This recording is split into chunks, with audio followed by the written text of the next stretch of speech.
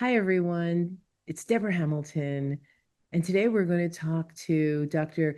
Janet Hoy Gerlach, who is a licensed social worker and the mover and shaker behind Ask About the Pet at the Open Door Pet Collective. It was such an interesting conversation about how to find out about the pets of people who you are assisting either in crisis, health crisis, housing crisis, just life crisis. Asking about the pet is one of the best ways to create empathy and compassion, as well as opening up to tell you the information you need to know. So let's hear what Janet has to say.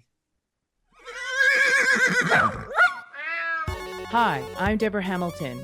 Welcome to my podcast, Why Do Pets Matter? 10 years ago, with my iPhone and a script, I recorded the first episode of the Ultimate Pet Resolution Summit, which chatted with experts about conflicts over animals. Our conversations were intimate, honest, and illustrated how disagreements over animals occur and how those disagreements can reshape people's lives and relationships. In November 2019, I started Why Do Pets Matter, a new podcast that continued these informative discussions. I'm so excited to have you here with me, continuing my exploration into a more meaningful conversation about why pets matter to all of us. My guests and I will share ideas, stories, and experiences straight from the heart, unscripted and holistic. From the bravest moments to the most brokenhearted, we will explore how to resolve disagreements over animals differently. One thing I know for sure is I want to have more meaningful conversations that will help all of us unlock that deeply felt human-animal bond that drives the emotions of conflict. Hi, everyone. Deborah Hamilton. I'm so glad you're here again for the Why Do Pets Matter podcast. Today, we're talking to Dr. Janet Hoy Gerlach. She is a licensed social worker, but she's also the licensed social worker for the Open Door Veterinarian Collective, which, if you've listened to a prior podcast, was also what Amy Saint Arnaud was part of as well. They have started this wonderful program where people can have access to care for their pets. And so, Janet, I'm so glad you're here. Thank you, Deborah. Thank you for inviting me. It's always a pleasure to talk with you. So I'm excited to be here.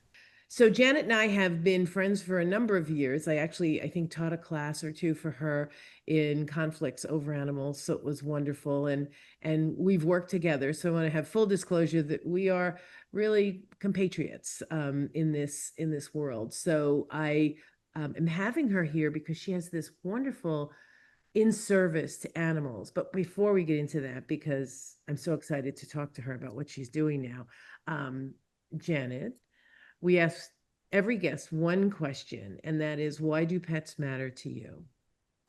Mm.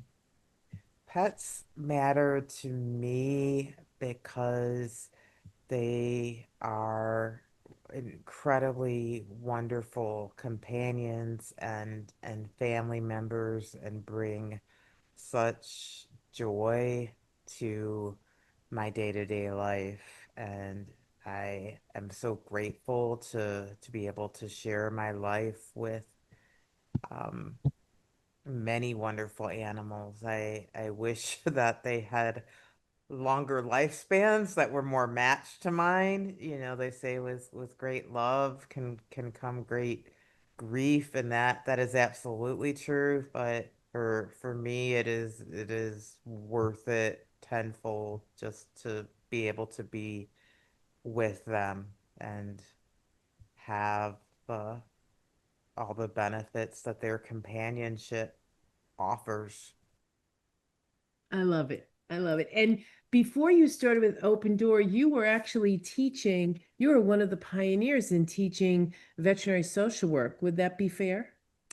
I taught more broadly, actually, human animal interaction, health and wellness from a social work perspective. So, certainly that encompasses veterinary social work, which is the practice specialty in social work for um, kind of the intersection of human animal relationships and the human needs that emerge from that.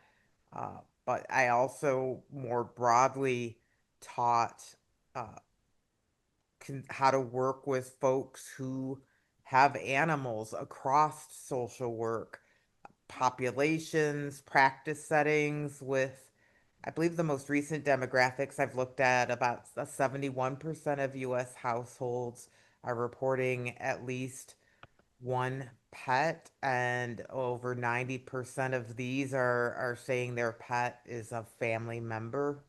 And so it's not a little niche, and it's not any kind of specialty, working with somebody with a pet. It really is the majority of people that or who social workers are interacting with across, the practice settings and populations. So really raising, competence.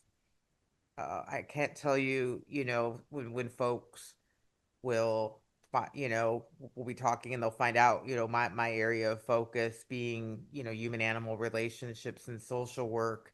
I've gotten comments like, oh, that's great, Janet, but I'm not an animal person, so that's not something I need to get any training with in my practice. And it's really not about being an animal person. Certainly that helps, but it's about being a competent social worker or a competent healthcare provider, mental health care provider, and being able to start where your client or patient is at, and bring in their relationships, their supports as they understand and um value them. And that's something we do for spirituality, religion, hobbies that support well-being. We really try to bring in people's natural supports. And our relationships with animals have just historically been really underlooked. Yeah, or overlooked by people because they just didn't think, well, I have so much to check off in the check boxes. Mm. I can't really ask about the pet. And yet we saw, I mean, in vivid detail, Hurricane Katrina, where people wouldn't leave their pets behind and died with their pets. And I think that social work and veterinary social work, maybe as a off branch, came out of those recognitions that people live with and for their pets as much as their pets live with and for their people. So in Open Door, you and Amy have created such a wonderful program. Please do a short overview of what Open Door is before we go into what your specific magnificence is in Open Door. Oh, thank you, Deborah. What you were saying really struck me. I will answer your question. I just want to um, add, I mean, what you said about Katrina, people do die for their pet. People were found deceased with their pets who had refused to evacuate. And conversely, and this was kind of the two by four that hit me a few decades back, and I open a lot of talks I do with this. I was doing full-time crisis work, and I was doing suicide risk assessments, and one of the questions we're trained to ask as part of the risk assessment, it's not my question, the question is, what's stopped you up until now from acting on your suicidal thoughts, your plan? And I got the kinds of responses I've been trained to listen for. We call these protective factors, but things like I can't leave my children, or I can't hurt my parents, my family like that. Can't do that to my friends. It's against my faith, my religion beliefs. I believe it's wrong. However, on a regular basis were folks who were saying, I can't leave my pet. And two things about that hit me as a quote unquote animal person. I got it. I got how that bond with your animal could be powerful enough to kind of keep you anchored to, staying alive for them. As a mental health provider, as a social worker, it hit me that nowhere in my training, my education, my supervision, our agency forms, none of those places was there any mention of pets at all. And yet, on a regular basis, people were saying to me, and, as a young clinician, relying heavily on supervision, consultation, of course, I went to my team and they were like, oh, yeah, people say that regularly, pets. And I was like, And but nobody had the light bulb you had. yeah, well, why don't we, proactively ask about that, or why isn't it in our forms? And it was kind of like, yeah, that would be good. Um, but it wasn't happening.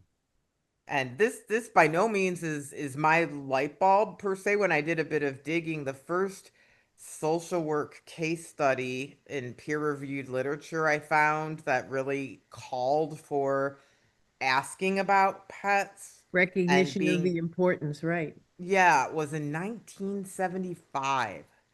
Oh, So half a century ago was the first time this was really raised as a need. It was a very sad story of a woman who went into a nursing home for rehab after a fall. Her dog was in the apartment by herself and then went into the Humane Society or animal shelter, but they were requiring board. And when she ran out of money, uh, the social worker tried all sorts of resources, but couldn't find any, fund or other accommodation for her dog. And the dog was euthanized. And the woman stopped eating and drinking and died essentially of adult failure to thrive shortly thereafter. The social worker, her name is Gerda Bakalis, concluded by saying every social worker should, be have resources so that this never happens, and that we should be inclusive. She's in her 90s, she's still alive. I had the pleasure of talking with her, and she was both delighted that her case study is being going used, forward, and also, like, okay, it's been half a century, like like I hope we can, get with the get this program. to be the default. Again, we have the majority of folks households in this country, with pets, and most of them saying that this is their family member. It's we need to be routinely inclusive. And that takes me to the Ask About Pets initiative. And I want to do a big shout out to Maddie's Fund, because without them, it wouldn't be possible.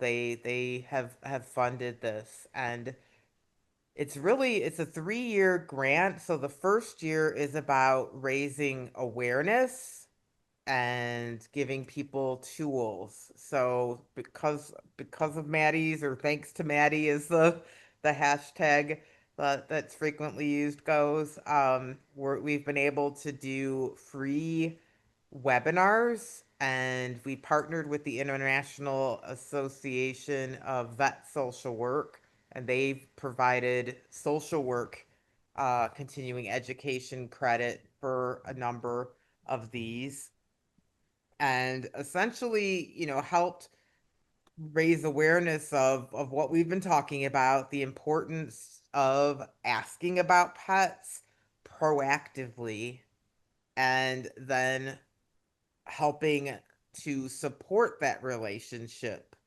through, again, staying in our lane. We're as human service providers, social work, but also uh primary care doctors and psychiatrists, psychologists, counselors, nurses, the gamut of human service folk.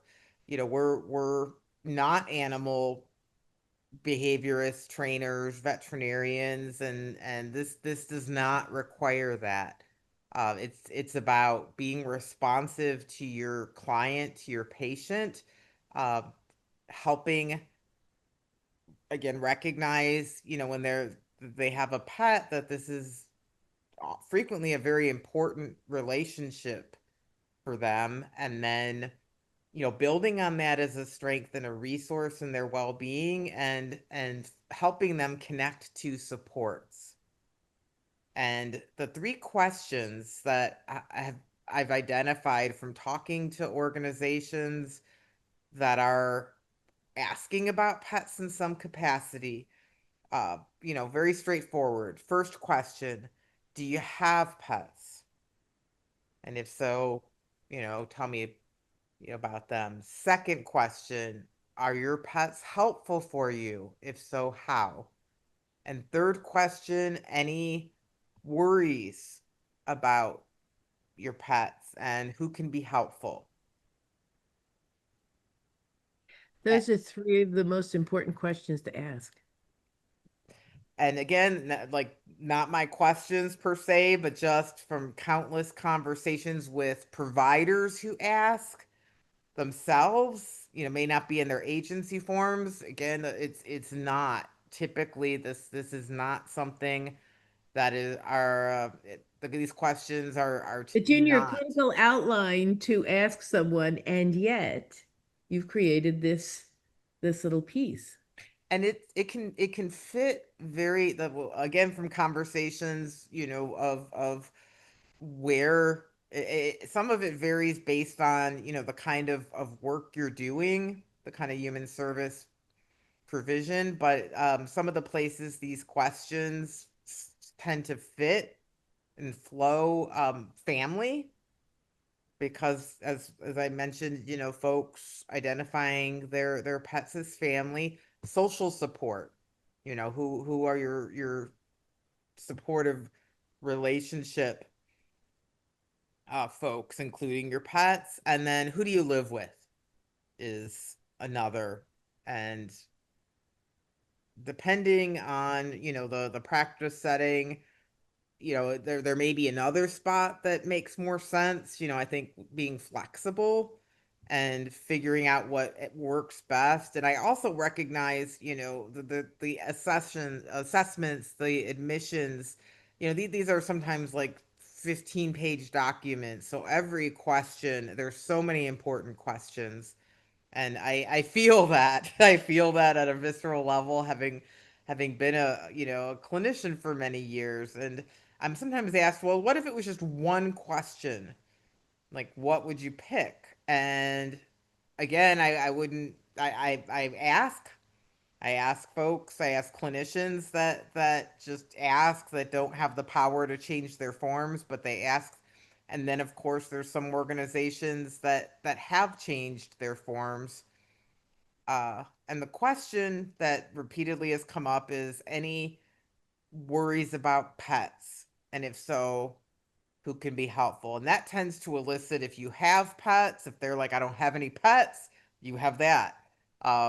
If they're like, no, everything's good with my pets, they have pets. Yeah, So, and of course, the who can be helpful kind of gets at, who in that person's. Sometimes they're like, oh, I don't know, really nobody. But if there's, oh, my neighbor, my adult child, my, friend, whoever, that tends to elicit that. And so that seems to be the question that folks report gives the most bang for your buck, if you really have to just distill it to one question with a text box. And including it in the form is critical. Asking as a provider, of course, is, if it can be in a form and should not be be asked. standard, right? Yeah, but if we put it in a form, in a paper, that creates infrastructure. That lifts it off the backs of the providers to remember, and so many things to remember. And that moves it to sort of an institutionalized level. So it's no longer on individual provider. It's now the standard, as you just said. That's kind of the ultimate. And then that enables, the identification of the relationship with the animal and all the benefits, biological, psychological, social, emotional. There's, peer-reviewed research literature on each of those, and the risks. Every relationship is a mix. And typically, many folks will say, the benefits outweigh the stressors, but the stressors can be significant, financial, behavioral, barriers to accessing resources. If a person doesn't have care for their pet, they may delay needed medical care. They may, you know, opt to not be in a safe housing situation because they don't have care for their pets. We talked about, not evacuating. And it's also not trauma informed. We're getting so much better at trauma informed care, which is, being proactively aware of how to reduce, additional traumatization, re-traumatization when we ignore, or maybe that's not the right word because I don't believe it's intent there. It's not I a just think it's proactive an intent. overlook. Yeah, There's it's so overload. many questions on those Yeah. 16 pages. It's just an overlook. Yeah. And so when we're not attending to this significant relationship in people's lives, for some people, the most significant relationship, um, that's kind of systematically trying to think of the right word. I mean, it can result in additional harm and trauma if there's forced separation. Unintentional. Yeah, Unintentional. unintentional, but if they are, the worst case scenario is Miss Bacalle's study with Lacey the dog, Well, I pseudonym. can tell you that happened during COVID. There was a woman who didn't have COVID, but broke her femur, and her 9-year-old Afghan was being taken out of the house by animal care and control while she was being taken to the hospital because she broke her hip, right? Because people break their hips. Oh, And she said, "What are you doing with my dog?" And they said, "Well, we're taking it to animal care and control. It'll be here when you get out of the hospital." So she believed them.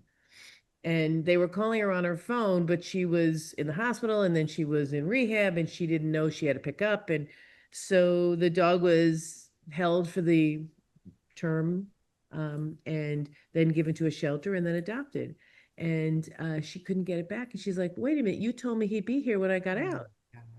And I think that what you're doing is so important because most of the time, going to get care, rehabilitating from that care, and continuing to improve after the initial, discovery of the care necessary, the care given, and then recovery and next steps are Hmm. usually supported by the pets. I mean, sometimes there's a trip fall hazard. I have a friend now whose little English Cocker Yeah. Spaniel's uh, a beautiful kennel right now because she just had back surgery and the trip and fall risk is real. And Yeah. so that's fine, but she can't wait to get the dog back and she has the Yeah. funds to do that. But if you didn't have the funds to do that, then that's where you all come in to ask the questions, to find out if there's resources or to find a way to minimize the risk. Yes. And resources. That reminds me, I wanted to share it. Pet Help Finder is a database, and there's three subcategories that are searchable. There's affordable vet care, pet food and supplies, and then crisis fostering, boarding, that type of thing for situations where a person temporarily, for whatever reason, is unable to Care for care their for their pet pet. long term, short term, right? Either while they're Yes. going into the hospital and then maybe going to rehab. So that might be anywhere from 2 to 6 to 8 weeks, Yes. right? And it's searchable by zip code, so it can get pretty locally specific, but it also includes, regional and even national resources that a person could apply for. And And we'll get those show notes from Janet. We'll get those links from Janet and put them in the show notes, guys. So if you didn't catch the names, we will have them in the show notes afterward because it's really an important piece of information to know where to go to help your mother, your yes, sister, your neighbor, and their yes, pets because everybody wants to step in and help. But if somebody's in rehab for 4, 6, 8, 10 weeks, that's a long time to have your neighbor taking care of your dog, maybe alone in the house, but coming in to let it out and feed it. There's got to be some stimulation. So you really do have to make a little bit of a plan.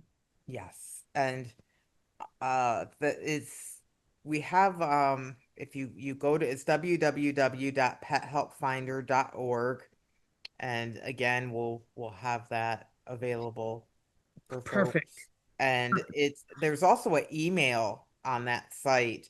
So this is something that we share and walk through with providers, but anybody can use it. We partner with 211, which is United Way's search database, locally. There's the national 211, and I think there's 40 some regional, and then there's many local. Those are staffed with 24/7 folks you can call or you can search. At this point, we have it searchable, and you can email for help if you don't find what you need. And that's at one open door, right? Yeah, Open Yeah. Door, we operate the www.pethelpfinder.org. And that's really important because we can ask about pets, but if I have had folks say, so great, like we asked, then what? Who are we going to call? Yeah. Ghostbusters. I literally had somebody ask me, I was like, that's great. No, But you actually, have to be of a certain fortunately, age to understand that too. yes, I'm like, been there, 5 o'clock on a Friday, and I have somebody with a pet back, in my case management days, And what do and you they do? just I lost mean, their housing, and I'm like, I have no idea what to do with, with this. But and it's huge in fortunately, domestic violence as well that they're just discovering that having pet care availability yes. gives people in a domestic violence as well as in a health crisis find the courage to leave or get the health care they need because they don't want to risk losing their pet. And a Yeah. lot of them do lose their pets if everybody doesn't know what it is that Open Door is putting together as a guide, because One Health really includes everyone in your family. And as you said, what was it, like 80% of people consider their Uh family members? yeah, of the 71% households in the 7%. United States, like over 90% of those are reporting or reported that their pet was a family member. Right. So, Yeah. And so, how do we plan for our children? Not that, there are some people who have a lot of pushback from they're not children, but they are living beings who need care. And dependent. sometimes they're the They're reason I get up in the morning. yes, they're definitely our dependents, and for many folks, they're a powerful, motivator to um To mobility, to getting up in the morning, to eating. I yes. mean, I think there were also studies, weren't there? Probably part of what spurred you to do this. They had a lot of studies. Meals on Wheels were saying that people were um, taking some of the food that was delivered for them for Meals on Wheels and giving it to their pets because they didn't have enough money to feed their pets, so they shared their meal. And I think Meals on Wheels now also is coordinating with other pet food Yeah. providers to put that in the basket. Do you have a pet? Yes. Oh, okay. Well, we have a bag of chow for you, or whatever it is that they're bringing along, so that people can maintain their ability to keep a pet. And of course, I'd love to ask your thoughts about when people say, well, if they can't afford to keep a pet, they shouldn't have a pet. Most of us are a couple paychecks away from financial crisis. And So well put.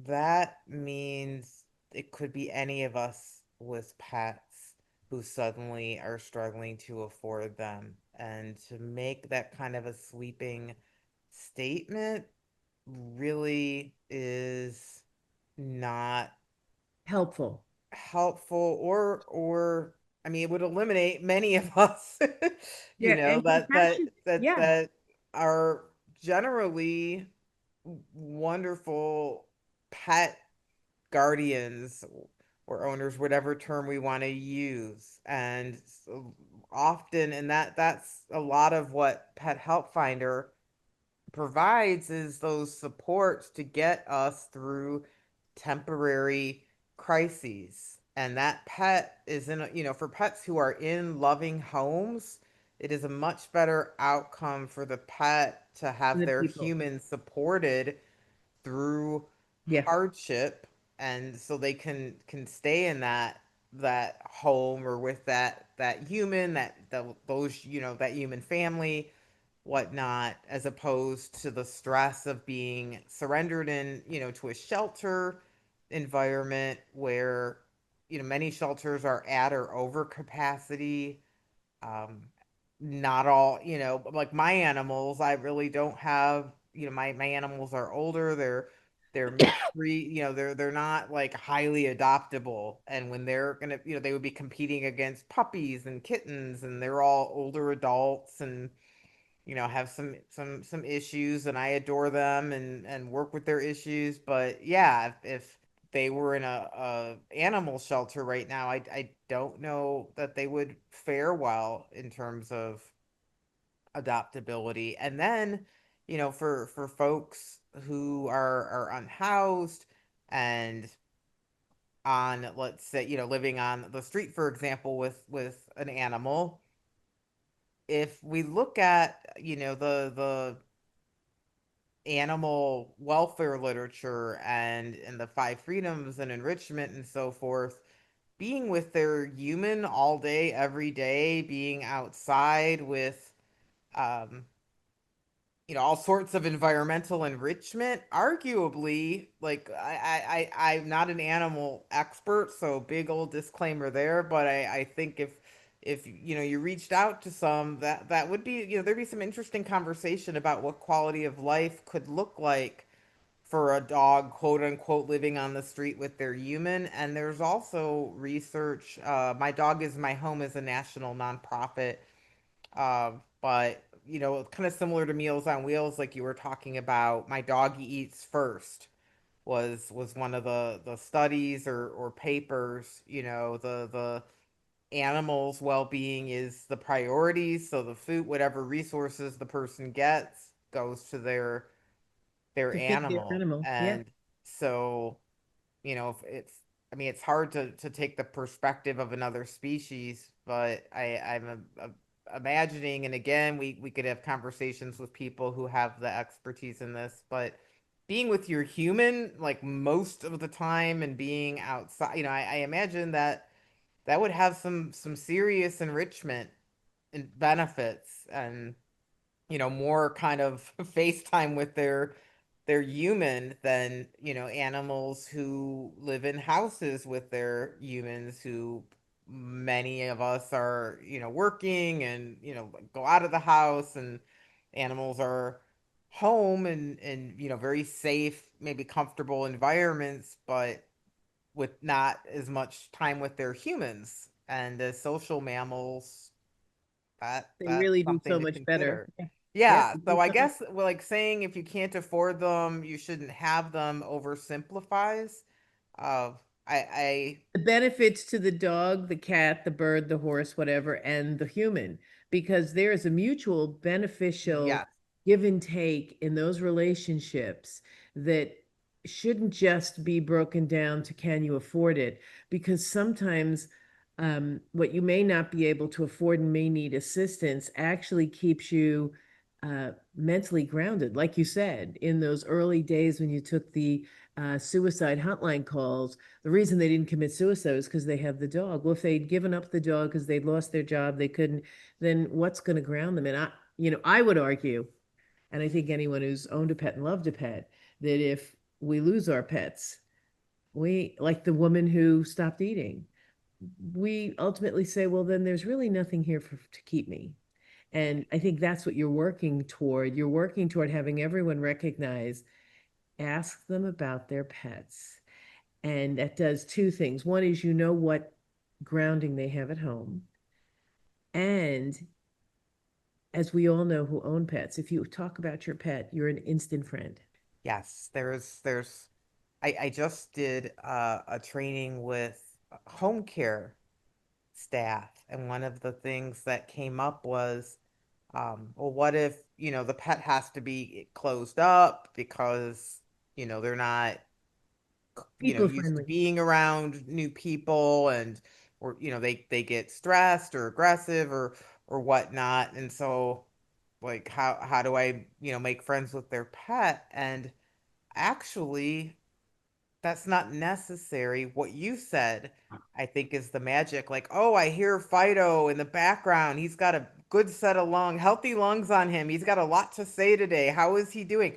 That's talking with the person about their, they have the relationship with the, it's not necessarily, I mean, if, you know, I mean, it helps if the dog likes you or the cat likes you, but yeah, some but of them they, don't, and that's okay, just as long as you recognize how important they are and yes, carry on that wonderful generic conversation. Generic's probably not the right word, but that compassionate and empathetic conversation of, yes, so how yeah, is just, Fluffy? Sounds like he's having a very wild and crazy day today, or whatever, because yes. he's behind the door, whatever. Yeah, he's got, he looks out for you. He's got lots to say. We don't have, if it's better, to have and some organizations even have policy like the animal needs to be, Right. contained because, the, strange the sounds, social strange worker might be smells. afraid. That was just going through my head. So I always want to take the time and respect people who don't want animals in their lives, and they exist,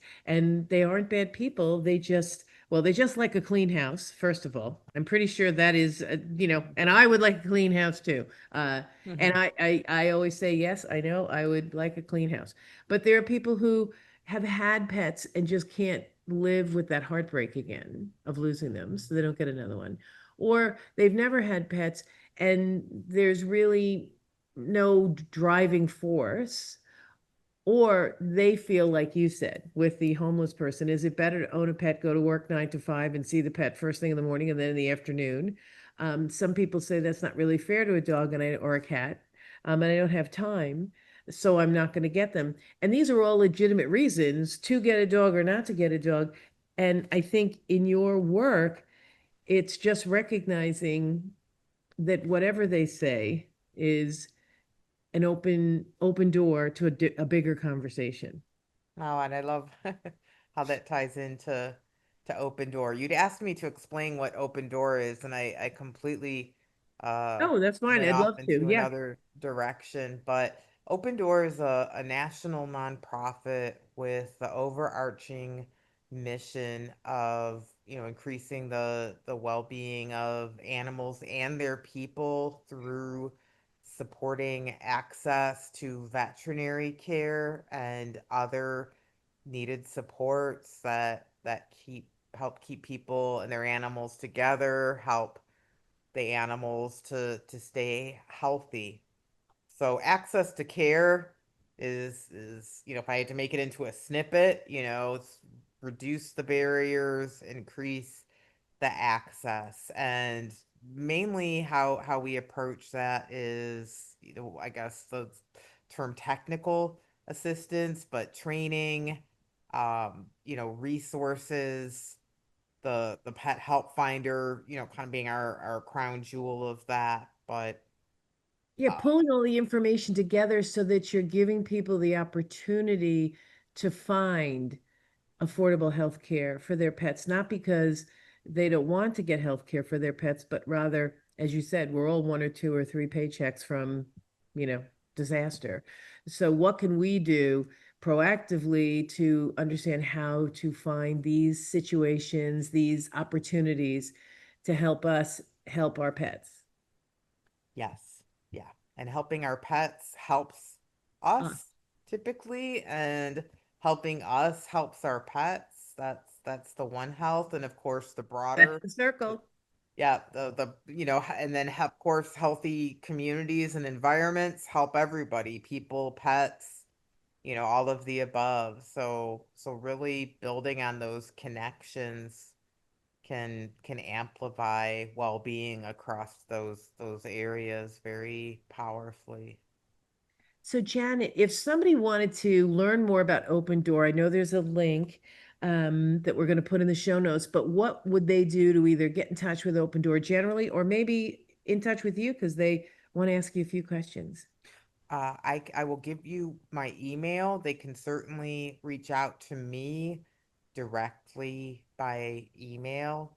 And again, if there's questions about resources, there's an email specifically for Pet Help Finder on the Pet Help Finder site that folks can email. And then I encourage folks to explore our webpage. We have a number of free trainings. We have the social work pet help hub, which is a deeper dive into to resources supporting folks with animals, free trainings for emotional support animal verification. That's a whole other area where I think good resource information is needed. If you go online and Google emotional support animal, you're going to find a bunch of predatory for profit sites that sell letters that often use questionable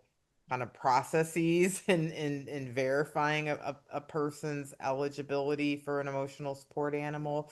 It is straightforward, and the so we have three free trainings on for healthcare, mental health care providers, but anybody can watch them if they want to learn more and maybe use that information in a conversation with their own health or mental health care provider. So yeah, there's for veterinary folks, the whole financial piece and working with folks around payment and a range of payment plans that One of not the all most of which, important questions. yeah, not, the hard credit check can be a barrier. And fortunately, there's some great payment plan resources out there that the clinics, the practices don't have to manage. And I'm sure Amy talked with you about those. Yep. That it's that will give full payment, so it's not, it's sustainable, it's profitable, and I think it helps reduce that compassion fatigue and moral injury that comes with the economic conflict that can arise in veterinary care when a person can't afford payment up front and for whatever reason can't qualify for a payment plan that requires a hard credit check, and then um that limits their ability to get the needed care for their Yeah. animals. And so And they avoid getting care and then yeah, things or exacerbate. Yep. there can be confrontation with the veterinary staff. And I have no doubt nobody goes into veterinary services to deny people care for their pets. They're trained to help the pet, and they have wonderful expertise in that. And to not be able to use that because of economic barriers, I think is incredibly difficult. The wear and tear on the staff emotionally.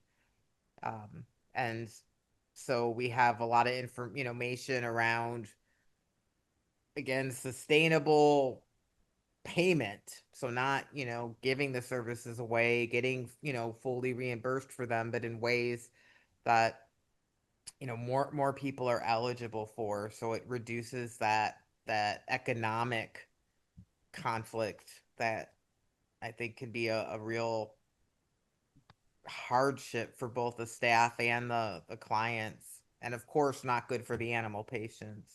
So Open Door Vet Collective is just this repository of great information that helps you live your fullest life with your pet, given the situation you find yourself in as well, because I'm sure there's a donation arm there as well for when you're flush and you can help somebody else. I love the vet practices that have, I mean, we had Robert Parkinson from My Balto, who's creating a resource for people to, and veterinary practices to help those who can't pay. But Open Door Veterinary Collective is one that has such a vast range of information for the pet owner who may be facing a crisis they've never had to face before.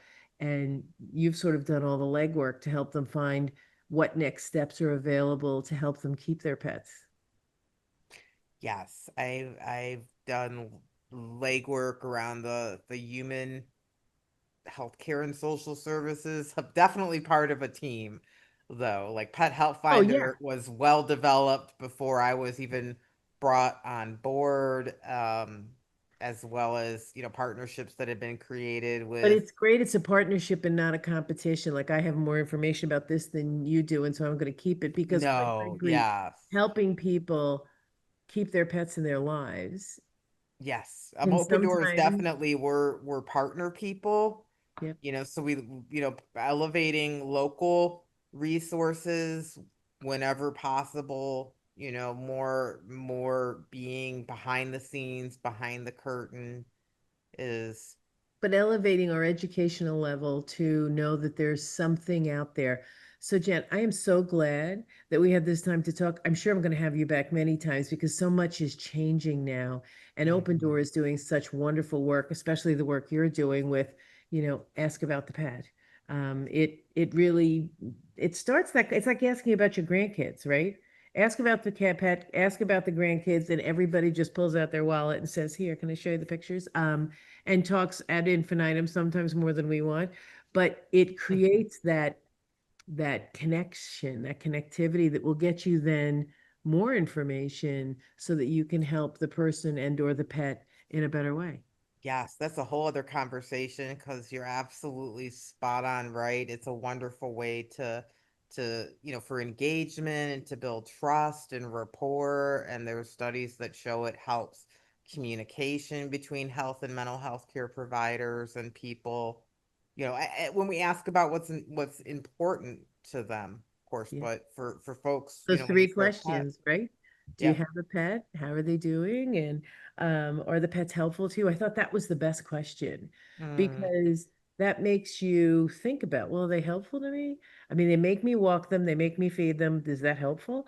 Well, wait a minute. At night, when they put their head, I have to tell you, and everyone at the last few minutes, I had my son's cat for about 6 months and she's been gone since May. And mm, I miss that purring because I'd never had it before. I've had dogs mm. and I've had birds. And I have bird dogs, so that was never a good mix, but that digress. I've had turtles and I've had lizards and I've had guinea pigs and no cats. And this cat was just the purring, Yeah. unless you've had a cat, which I think I saw one walk a little bit by us here. Yes, I Uh, live with three the, and they are, the yeah, purring wonderful. just resets your whole engine. My husband would say to me, "Where are you?" And I said, "I'm up with Jane." And he'd say, "But you've been there for 45 minutes." I said, "Really? I thought it was like 5 minutes." Mm, It yes, just, it's just so great. So until next time, everyone, I am so grateful, Janet, that you spent this time with us. We're going to do this again probably in the new year because I want to make sure I keep up with Open Door Vet mhm, Collective. I want to make sure I keep up with them and also bring them to everyone who's listening to the podcast because one never knows when one needs to use the resources. So check it out. Thank you so much, Janet, for thank being you. here. It's been great. And until next time, everyone, remember to like us, to share us, to give us 5 stars so other people can find us and hear all about the great information that Janet just shared. And until next time, please kiss your cat, your dog, your bird, your horse, your lizard, your snake, your turtle, whatever you have, because they all are, um, and they all matter to us. Thanks.